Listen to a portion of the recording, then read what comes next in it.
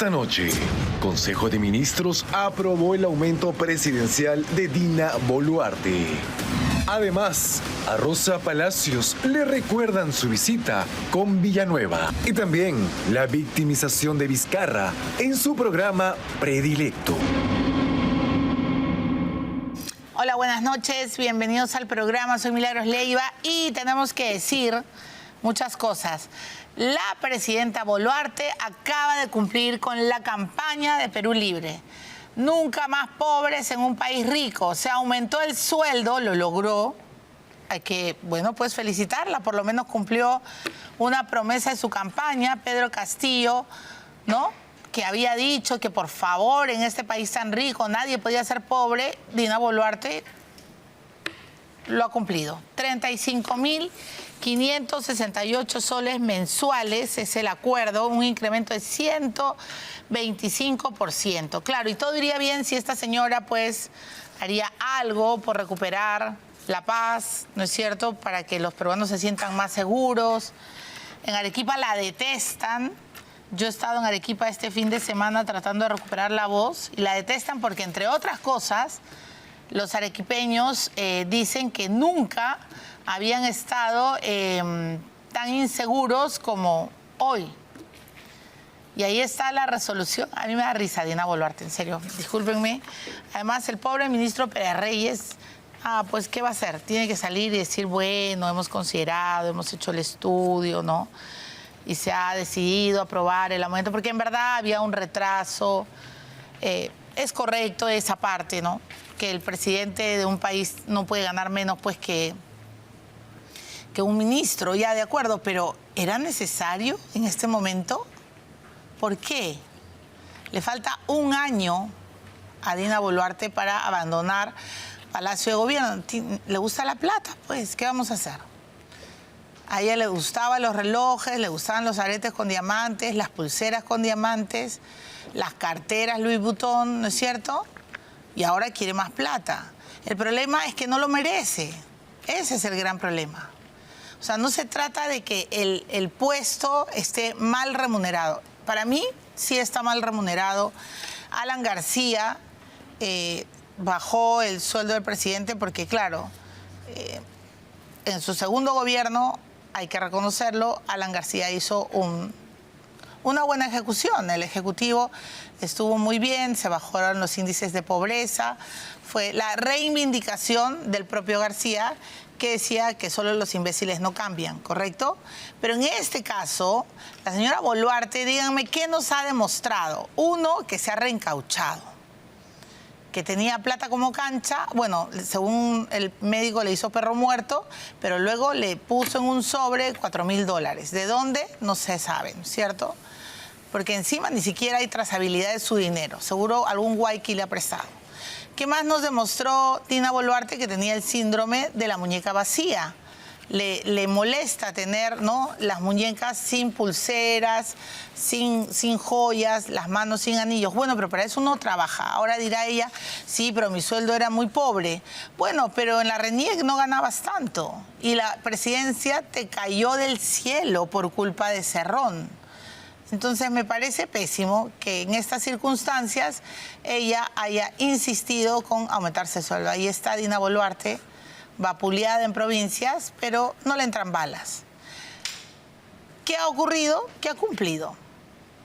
La única promesa en campaña que hoy día le podemos decir a Dina promesa cumplida es esa, que ya no va a ser pobre y que ahora pues se comprará menús de 20 soles, ¿no? Porque eso también es una ofensa. Dicho sea de paso, su programa dominical Aló Presidente ya fue abortado, ¿no? Creo que ya se dieron cuenta de la, no sé, pues del ridículo que iban a hacer, ¿no? Porque iba a decir otra palabra, pero tengo que respetar la institución presidencial. Y entonces, ¿qué va a pasar? Que, por supuesto, en las próximas encuestas ella va a aparecer seguro con 1%. ¿A ella le importa? No, si ella ha dicho que le pongan 0. ¿No ha dicho eso? Que le pongan 0 y que la pueden jalar. ¿Qué ha dicho el ministro? Vamos a escuchar al ministro Raúl Pérez Reyes explicando el porqué del aumento. Se hace una proyección también de lo que sería el puesto que debería ocupar alguien encima de un ministro, que en este caso sería la Presidenta de la República, y tomando esto como referencia, es decir, el promedio ponderado de los sueldos de 12 presidentes y esta proyección de lo que sería una extensión de los cargos en el Poder Ejecutivo, es que se ha hecho una comparación, un promedio ponderado, y el resultado de ello surge el valor que ha sido aprobado el día de hoy en un decreto supremo de 35.568 soles mensuales. ¿Ya? Ese es un primer acuerdo. Bueno, dicho sea de paso, Rolo, cuando sacamos la información hace varios meses ya, ¿no? Semanas, dijeron, ay, ¿de dónde ha sacado ese papel? Mira los Leiva, que no sé qué. Bueno, ahí está, pues eso era lo que querían hacer y ya lo hicieron. Pérez Reyes no se equivoca cuando, yo también estoy de acuerdo en este punto, cuando dice que un ministro no puede ganar más que un presidente. Ahí creo que todos, o sea, la sensatez tiene que primar, ¿verdad? Pero no es el momento. Hay una cosa que se llama oportunidad. Las circunstancias no son las más adecuadas, Presidenta Boluarte, para que usted se aumente su salario. Entiendo que como usted ya sabe que le queda nada, ¿no? Ya estamos entrando al último año, el próximo ya ella no existe porque estamos en campaña electoral. Entiendo que ella este último año pues quiere ganar más que el doble, ¿no? Y es una lástima porque se nota que vive en una realidad paralela y además se nota que no tiene empatía, ¿no? Hay mucha gente que no recibe aumento de sueldo hace muchísimo tiempo. Hay gente que además recibe excusas de sus empleadores de todo tipo. Pero, ¿qué vamos a hacer? Esto ya está, ya se fijó y no va a haber vuelta atrás, por si acaso. Lo otro es que ojalá ella recapacite y piense que como ahora que se ha aumentado el sueldo, ya pues se dedique a trabajar con ahínco y que por lo menos nos demuestre a los peruanos, lo dudo mucho, pero por lo menos demuestre que valió la pena el aumento, ¿no? Muy inoportuno, eso es lo que pienso, Presidenta Boluarte. Pero sí estoy de acuerdo, y lo tengo que decir de manera muy objetiva y precisa, que no me parece que un presidente gane menos que todos los demás funcionarios públicos. Eso es verdad. Pero no ahora. Debió hacerlo cuando se iba. Debió hacerlo el último día de su gobierno, decir, bueno, y hemos visto la situación, el próximo presidente no puede ganar menos que un ministro, chao, buenas noches los pastores, hasta aquí llegué, el próximo gobernante tendrá que ganar como Dios manda y como la escala salarial lo tiene registrado. Esa hubiera sido otra, la actitud, hasta la gente hubiera dicho, bueno, al final de cuentas no le interesaba la plata, ¿no? Qué pena porque estas fotografías que vemos, la frivolidad de la propia gobernante, la dejan muy mal parada, ¿no? Y por supuesto en el Congreso ya todos están dando gritos, a los congresistas no pueden creer, dicen que es una burla, todo el bloque del centro, bueno, no hay un centro, ¿no? Todo el bloque de la derecha está, pero diciendo que sinceramente es una payasada lo que acaban de hacer y bueno, ya la izquierda se la tiene jurada, ¿no? Ya. Hablando de declaraciones, vamos a ver lo que dice Rosa Palacios, ¿no? Rosa Palacios ha tenido una entrevista con el abogado Juan Peña, el abogado de Patricia Benavides, y ha sido demasiado divertido esta entrevista donde ella dice, bueno, que es la única, ¿cómo ha dicho? La única entrevistadora que es abogada, ¿no? Ay, ay, ay. Ay, ay, ay, Rosa. ¿Te crees entrevistadora en verdad? Como se nota que no conoces nuestro género. Bueno, vamos a ver lo que dice la abogada, pseudo periodista para mí, que trata de defenderse y trata de decir que cuando te conviene, Villanueva miente. Y cuando te conviene, Villanueva dice toda la verdad y nada más que la verdad. Villanueva, por supuesto, es Jaime Villanueva, ¿no? El ex asesor de Patricia Benavides y que sabe el tejimaneje del Ministerio Público. Bueno, qué triste espectáculo el que ha dado hoy día Rosa, porque Villanueva ha sido muy claro en sus declaraciones, ¿no? Entonces, Le preguntan por el caso Chisac y las visitas de Rosa Palacios. Vamos a recordarle, ¿no? Como ella también tiene amnesia y toma agua racimada cuando le conviene. ¿A qué tipo de presión se refiere usted y quién ejerció dicha presión en el caso denominado Chisac? Le pregunta el fiscal a Jaime Villanueva. Y bueno, contesta, ¿no? Era un caso mediático que involucraba a periodistas, había una fuerte presión de un sector de la prensa, especialmente después del allanamiento. En el caso específico que le relaté, quien vino a pedir por Pedro Salinas fue Rosa María Palacios, siempre bajo el argumento de que era injusto. Ellos trataban de articular el discurso que el allanamiento a Salinas se había producido porque él estaba escribiendo un libro sobre sodalicio y que el allanamiento era para llevarse el libro. Lo concreto es que ella sí vino a pedirle a Patricia que se archive ese tema. Y claro, había un interés de parte de nosotros de ganar el apoyo de ese sector de la prensa. En el caso específico de la señora Palacios, cuando se formuló la denuncia constitucional contra Pedro Castillo, yo, o sea, Jaime Villanueva, yo personalmente fui a la casa de Rosa María Palacios en la avenida Arica, en Miraflores, días antes que se presente la denuncia constitucional, llevándole el proyecto de la denuncia para que ella lo lea, lo revise y nos otorgue sus sugerencias, imagínense. O sea, Benavides quería ser Pinky Friend de Palacios, ¿no? O sea, ella lo iba a asesorar. También se lo llevaron a Luciano López, por si acaso, el abogado supremo de todos los caviares. Entonces, se lo llevé a dos personas, dice. Se lo llevé a Rosa María Palacios y al abogado Luciano López a su estudio en Miraflores por orden de Patricia. Porque Luciano había venido y él estaba viendo toda la parte de la convencionalidad que se tenía que utilizar para denunciar al presidente. Entonces la presión era mediática, del que tengo conocimiento estricto del pedido de Rosa María Palacios, y que también ejerció presión, como lo manifesté, fue Rafael Vela, que nos pidió a Patricia y a mí específicamente que saquemos al fiscal Avia del caso. Avia fue el fiscal que tenía este caso de Chisac y al final nunca, ya no sé de verdad si se deslacró o no se deslacró, pero el caso es que el celular de Yanet Aravera, donde supuestamente habían conversaciones bastante raras y serias con Vela, nunca se han conocido, ¿no?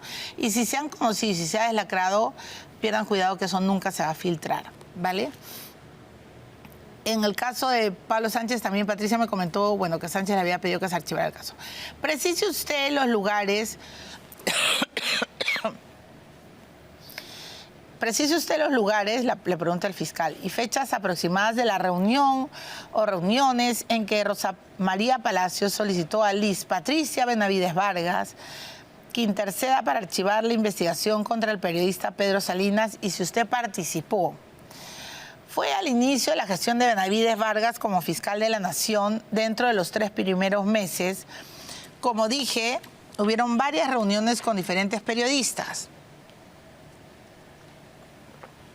Una de ellas fue con la señora Palacios, que se realizó en la sala Embajadores, porque ella habla de un almuerzo, ¿no, Roló? ¿De qué almuerzo hablará? A ella se le sale con Juan Peña, habla de un almuerzo. Eso sí me llamó la atención, que de repente tiene alguna filtración que no conocemos, no lo sé. Una de ellas fue con la señora Palacios, que se realizó en la sala Embajadores. Participamos Patricia, Hamilton Ponce, el gerente de imagen, Miguel Girao, la señora Palacios y yo en esa oportunidad, que es la única oportunidad que Rosa María vino al Ministerio Público, en que la periodista le pidió a Patricia por el archivo del caso Chisac. ¿Qué tal? Incluso manifestó que Salinas era su amigo y compadre. Esto es verdad. Yo personalmente solo estuve en 2 oportunidades con Rosa María Palacios. Estoy tan mal, de verdad. En Lima hace tanto frío, llego y mi asma me ataca. Estuve en esa reunión y la otra que ya referí cuando fui a su casa llevándole la denuncia, ¿no? El proyecto. Pero nosotros la llamamos. Esto fue lo que ella dijo. Buenas tardes, doctora Rosa María. ¿Quién habla? ¿Qué tal? ¿Cómo está? Le saluda Laura Muñoz, periodista. ¿De qué medio, por favor? De Milagros Leiva, de Willax Televisión. ¿Qué desea, señorita? ¿Qué tal? Quisiera hacerle una consulta. Si Jaime Villanueva fue a su casa y le dio la denuncia constitucional que presentó la exfiscal Patricia Benavides contra Pedro Castillo. No. ¿A Ok. mi casa? Sí. ¿No fue a su casa No, pero- Jaime Villanueva a entregarle unos documentos? Que yo los haya recibido, no, señorita. Él nunca ha ido a su casa entonces. Que yo haya estado presente, no lo creo, no lo recuerdo. Ujú. Pero en su casa nunca le indicaron quizás que recibieron algún documento o un sobre que él había dejado. El señor ha intercambiado por chat varios documentos conmigo, que yo los he hecho públicos, por intercambio de WhatsApp. ¿Y no recuerda puntualmente respecto a la denuncia que presentó la ex fiscal de la Nación en contra del expresidente Pedro No, Castillo? señorita, pero yo tengo todo el chat, lo tengo con él. Le comento esto porque Jaime Villanueva en su última declaración ante la Fiscalía ha mencionado que le llevó a usted ese documento a su casa en Miraflores. Es posible que lo haya mandado por WhatsApp. Ok, pero él no personalmente fue a su vivienda. No lo recuerdo en mi casa, sentado en mi sala, no, pero puede haber dejado una copia, pero yo lo que recuerdo es que él mandaba documentos por WhatsApp.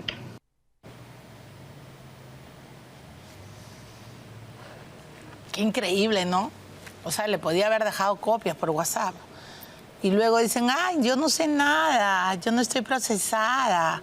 Pero bueno, nosotros sí llamamos para pedir descargos, porque eso hacen los periodistas. Los abogados que se creen periodistas, no. Solo difaman, lanzan infundios, dicen estupideces y no llaman para descargos. Esa es la gran diferencia entre una persona que es periodista desde que sale de la universidad a otra que se cree periodista simplemente porque es abogada. ¿Me dejo entender? Y esta señora, o ella miente o Villanueva miente, pero uno de los dos se están contradiciendo. Villanueva dice que él fue a su casa. Lo dice en esta declaración. Fui a su casa para que revisara el proyecto de denuncia constitucional contra el presidente Pedro Castillo. Cuando fui a la casa de Rosa María Palacios fue en octubre del 2022, días antes de presentar la denuncia constitucional. Aquí lo grave, yo lo he dicho, puede llamarse Luciano López, Rosa María Palacios, Perico de los Palotes, no sé, pues, quien póngale el nombre que ustedes quieran. Lo grave es que una fiscal de la Nación pida asesoría a agentes externos del propio Ministerio Público. Lo grave es que agentes externos puedan tener acceso a papeles tan delicados. Porque ella misma dice, ay, a mí él me mandaba documentos en mi WhatsApp. ¿Qué documentos le mandaba el asesor de la fiscal de la Nación? Qué grave, ¿no? Por eso yo hablo de una intromisión absoluta de agentes externos en el Ministerio Público que ha llevado a este desmadre. Hoy se llama Rosa Palacios, mañana se llama Gustavo Gorriti y siguen firmas. ¿Eso está bien? No, eso está mal. Porque en el Ministerio Público hay fiscales. Los fiscales tienen asesores dentro de su propio equipo de fiscales que les pueden decir, no, esta denuncia no va porque esta línea está pésima según, ¿no? Según la ley, según el número, tal. Ya, yo no soy abogada, felizmente, porque los abogados, ustedes ya saben lo que pienso de los abogados. Y el diablo está en los detalles, ¿no? Entonces, a mí sí me parece grave que a confesión de parte Palacios diga que ella tenía, que intercambiaban textos, ¿no? O sea, que le llegaban documentos en su WhatsApp. Que bendita sea ella, pues, qué bien. Pero Jaime Villanueva dice otra cosa. Jaime Villanueva dice que le llevó a Luciano López y a Rosa Palacios la denuncia constitucional contra Pedro Castillo. ¿Se imaginan? ¿Se imaginan lo que es el Ministerio Público? Por eso que se vayan todos. Esa es mi opinión muy personal, muy sincera. Que se vayan absolutamente todos los supremos. No merecen estar sentados ahí.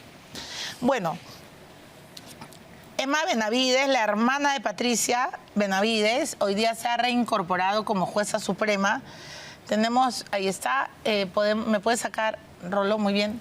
Se resuelve disponer la incorporación a la labor jurisdiccional efectiva de la magistrada Emma Rosaura Benavides Vargas como jueza superior titular de la 10ª Penal de Apelaciones de Lima a partir del 23 de junio quedando conformado el colegio de la siguiente manera, ¿no? Emma Benavides, Jessica Bahamondes y María Palomino de Villarreal, Niño Palomino de Villarreal. Ya. Ella sí va a ser reincorporada como jueza superior. Patricia Benavides tendrá pues que seguir apelando y recurriendo a todo lo que el sistema judicial le permite para poder ser reincorporada como fiscal suprema. Dudo mucho, señores, que vaya a ser algún día fiscal de la Nación. Lo que sí me queda claro es que el Congreso y la Junta Nacional de Justicia le van a pasar factura a Delia Espinosa.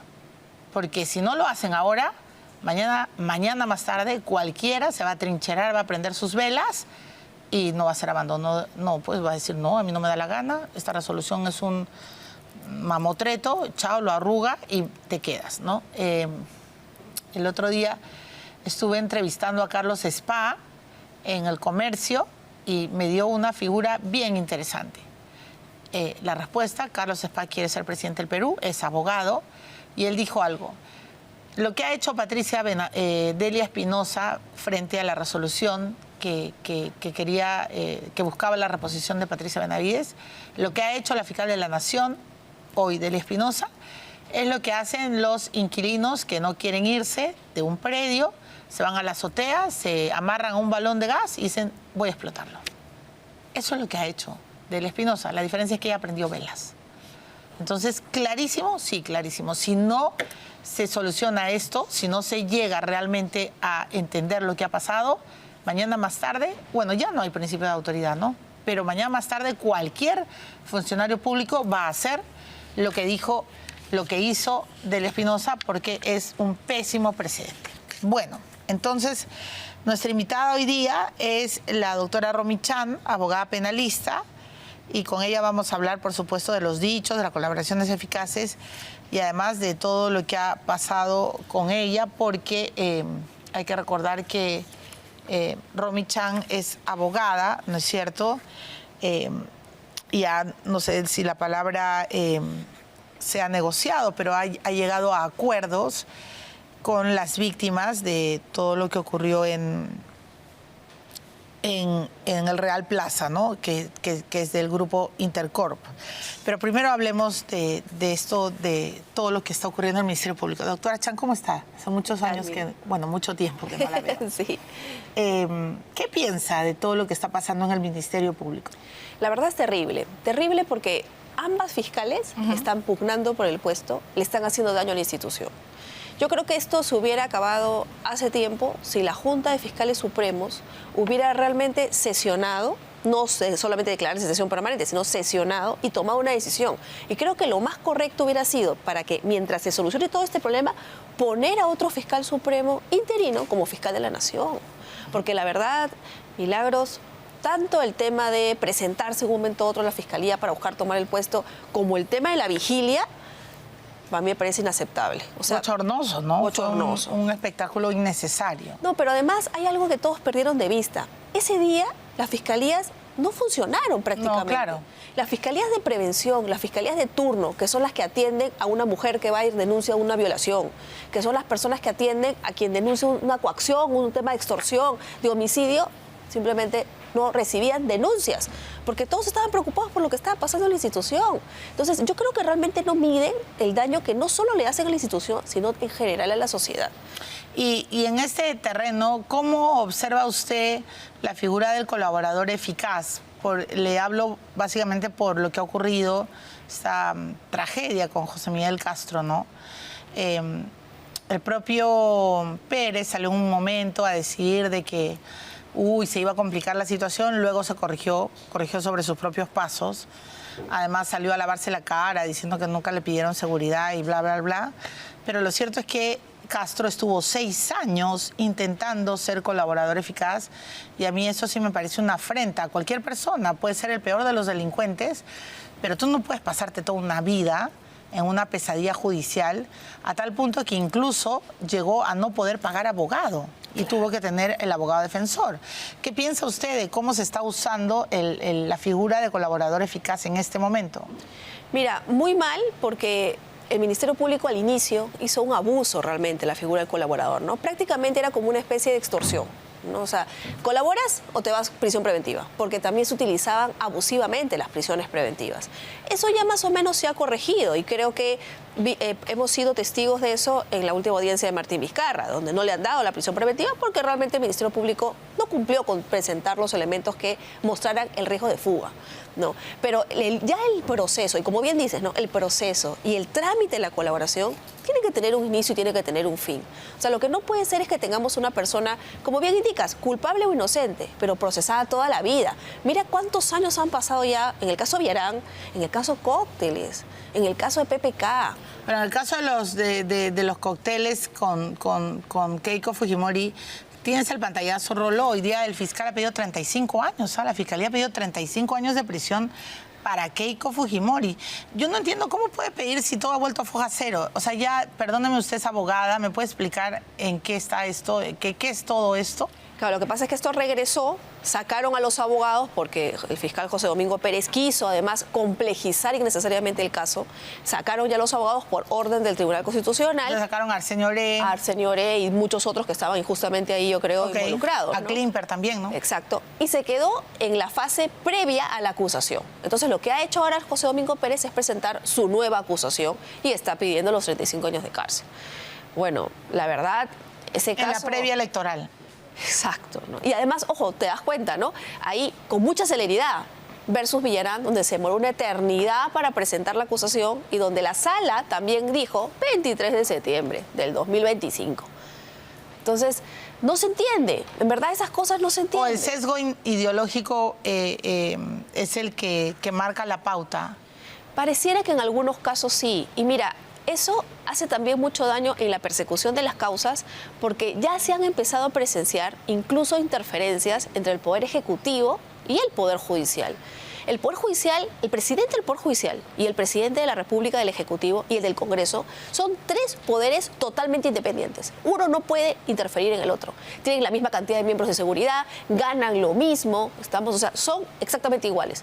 No puede ser pues que en el caso de Pedro Pablo Kuczynski salga el premier a decir, yo ya hablé con la presidenta de la Corte, ya le dije que tiene que avanzar esto y hacerlo. Y que encima ocurra, o sea, que tú ves que le adelanten la fecha.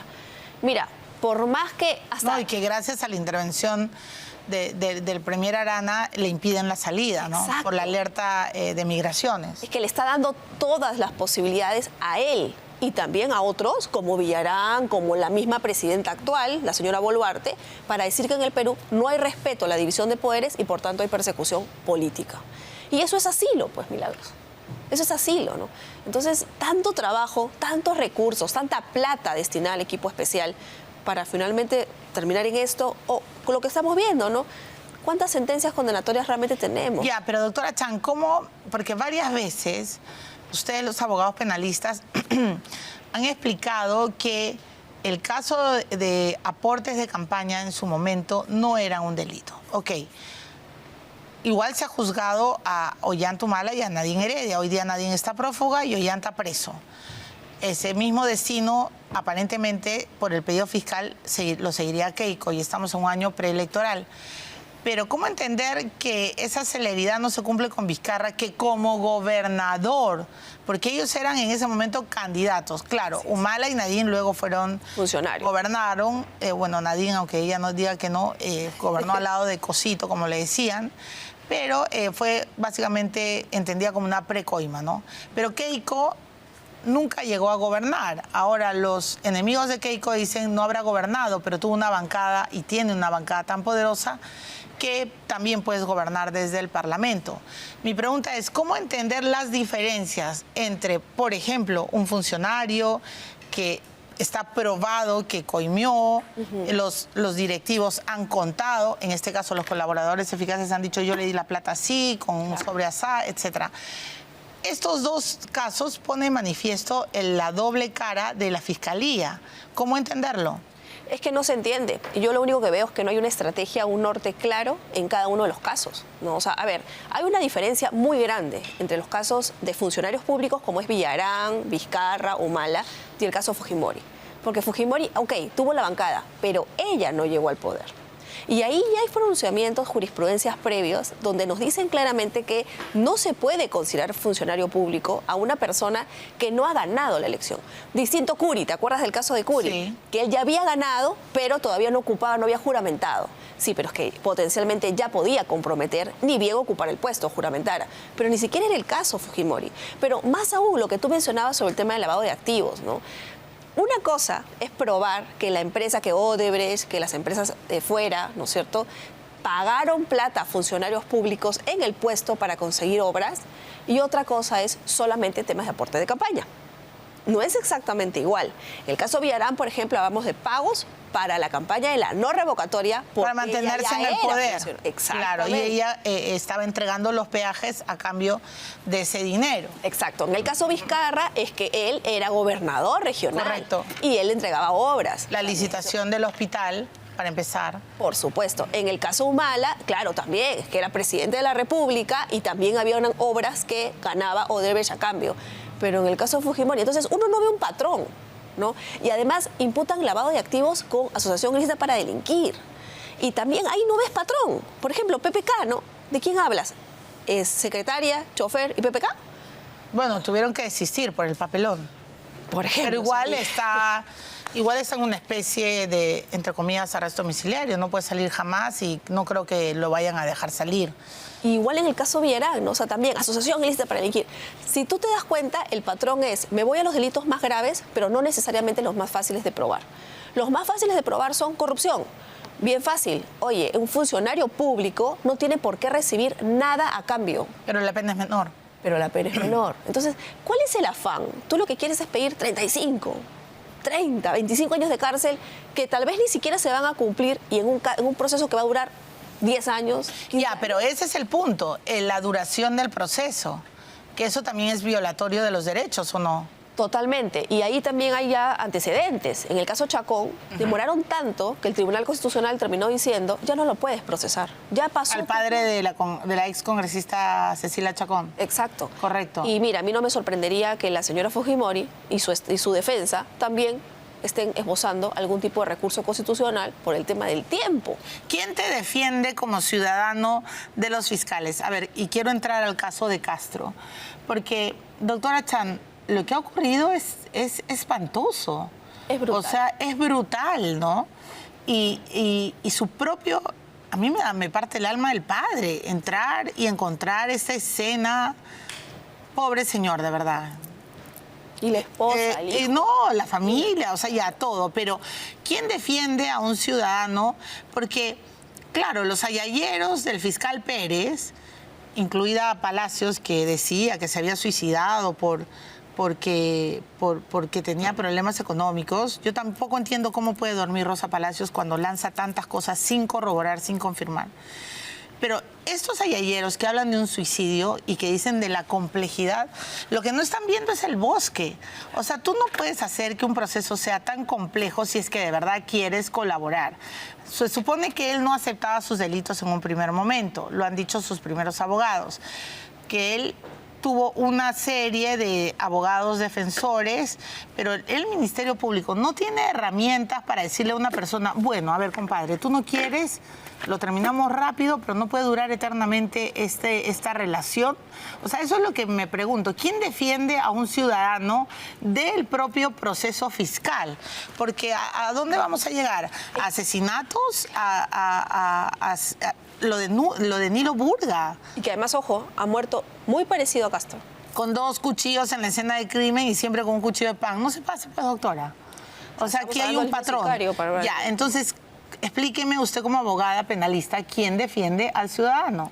¿Sabes qué es lo que pasa? Que yo creo que las normas no se han puesto en el supuesto de que al que le tocaba defender al ciudadano, que es el Ministerio Público, la Fiscalía, iba a actuar en contra del ciudadano. La labor de un fiscal, y yo creo que hay un problema de concepto, la labor de un fiscal no es conseguir sentencias, no, es mandar a la cárcel a quienes lo merecen, es hacer que se defienda la ley, es cuidar que al ciudadano se le respeten sus derechos. Esa es la labor de la Fiscalía, pero no lo entienden así. Entonces tú te has dado cuenta que cogen a una presa y dicen, a esta presa yo me la llevo, sea culpable o inocente, no me importa. Y no se trata de eso, o a veces al revés, ¿no? Cogen a alguien, que tiene su escudo protector y dicen, no, a este no importa, pasa por agua tibia aunque sea culpable. Entonces, ahí hay un problema de concepto. Y yo la verdad lo que me pregunto es, ¿cómo puede ser posible que hayan fiscales que llevan años en el puesto, que no consiguen resultados, que cuentan con un montón de recursos y no son cambiados? ¿Por qué cree que sucede eso? Por un tema simplemente de crisis institucional que viene arrastrándose hace tiempo. ¿Usted cree que es necesario reestructurar el Ministerio Público? Totalmente. Y te lo digo porque, mira, para mí es un contraste brutal ir a las oficinas que ven casos de equipo especial, todo ese tema de políticos, básicamente, y tú ves aire acondicionado, un montón de computadoras, cada uno en su escritorio muy bien sentado, pero te vas a una fiscalía, ¿qué te digo?, fuera de Lima, no tienen internet, tienen los expedientes en sacos de arroz, porque no hay dónde ponerlos. Un calor brutal, no hay aire acondicionado. Entonces, claro, uno dice, ¿cómo? Tan desigual es la justicia, tan desigual es el reparto de recursos. Está bien que persigas la corrupción, pero, a ver, seamos honestos. Mira cómo está la violencia radical, la violencia grave, las muertes, los asesinatos, las extorsiones. Están en un ritmo, pero que no paran. ¿Y le das el mismo presupuesto a esos fiscales también? Pero incluso en estos casos emblemáticos que tienen que ver con la política y que es evidentemente además lo que nos absorbe como agenda, a veces contra nuestra voluntad, le confieso, doctora, hay una sensación de que solo cogen a los atunes, ¿no? O sea, a las lisas, a las corvinas, pero no al tiburón. Sí. O sea, ayer Bartra decía una gran verdad. Finalmente, en el caso de la muerte de Castro, ¿a quién le conviene todo esto? Villarán va muerta, o sea, Villarán hace rato debería estar presa. Pero hay un grupo financiero, un grupo económico, ¿no es cierto?, que está y que además está en una franca pelea con el alcalde de Lima, que dice, no vale nada porque no hay sentencia. Y ahí, ¿cómo puede haber sentencia si además uno de los principales protagonistas acaba de morir? No, claro. Ya, a eso quiero llegar. Incluso no hay una protección al dueño de la plata. Porque mira, ahí en ese caso pasa otra cosa curiosa, ¿no? Yo sé que hay muchos colegas que han salido a decir que las declaraciones de Castro no pueden ser tomadas en cuenta en el proceso penal. ¿Usted eso qué piensa? A mí no me parece correcto. ¿Por qué? Porque la norma no prohíbe eso. Y al contrario, fíjate, incluso hay antecedentes, como es el caso de Odebrecht, que es público, donde Brasil, un país, una justicia brasileña ha dicho no se usan esas declaraciones. Pero aquí las estamos utilizando. Porque somos totalmente autónomos y porque además lo que dijo el señor Castro como coimputado, como persona investigada en el caso, incluso como aspirante a colaborador, claro que puede ser utilizado a lo largo de la investigación. Pero no dicen ustedes que cuando alguien se muere se acaba todo. Para él. Claro, porque no lo puedes condenar en el cielo, ¿no? O sea, o en el infierno, o sea, ya no hay manera. Pero lo que contó puede ser usado. Y también lo que se ratificó, corroboró a partir de su declaración. Esos elementos de prueba, claro que se introducen. Entonces, yo no entiendo ahí la lógica de quienes dicen que no se puede. Bueno, pero hay están otro protegiendo, detalle, ¿no? pues. Pero hay otro detalle, mira. A mí también me queda claro que las personas que ya están investigadas no se benefician en nada de la muerte de Castro, porque ya han estado así investigadas y él ya ha estado contando todo vinculado a esas personas. Pero, a ver, Castro era el que manejaba la caja, era el que recibía el dinero, era el segundo de Villarán. Me queda clarísimo que él no sabe solo lo que ha contado. Y este tiempo que pasó, sí podría haber hecho que él contara más información, que comentara más información. El mismo fiscal José Domingo Pérez reconoció que se reunió con él días antes y que tal vez esta información sea la que no quiso que salga a la luz. Porque la verdad, si no, yo no comprendo. No es tanto el tema Villarán, el tema de todos los otros que ya están en la investigación. A ellos les da igual, ¿no? Pero hay muchas otras cosas que tal vez ya no vamos a saber jamás. No, obvio, porque además no se van a filtrar. Vamos a la pausa. Permítame ir al primer receso porque quiero hablar de esta tragedia en el mall, en el Real Plaza de Trujillo. La doctora Chan es la abogada defensora del grupo Intercorp. Y bueno, yo he recibido a varias víctimas. Usted ha hablado de acuerdos ya con 173 personas distintas, se han cubierto los temas médicos y un largo etcétera. Pero quiero hacerle muchas preguntas que me ha dejado resonando después de escucharla en los otros medios. Vamos a la pausa. Regresamos con la doctora Chan. Pero antes, ¿usted tiene sordera? ¿Siente que ya no escucha como antes? ¿Usted se está perdiendo conversaciones con los seres queridos? Bueno, Audifón tiene la solución. Ellos le ofrecen audífonos medicados, diseñados en 3D, tienen tecnología alemana. Son dispositivos que mejoran su audición de manera cómoda, segura y discreta. Cada paciente tiene un seguimiento para que disfrute al máximo de sus audífonos. Audifón tiene 18 sedes en todo el Perú Y usted puede agendar una cita llamando al 01-510-1313 o a través del WhatsApp 983-402-173. Experimente la libertad de una buena audición. Regresamos de inmediato. Siente el Perú en danza, una experiencia inmersiva asombrosa. Adquiere tus entradas en Join Us. Conoce más en www.danzaperú.com.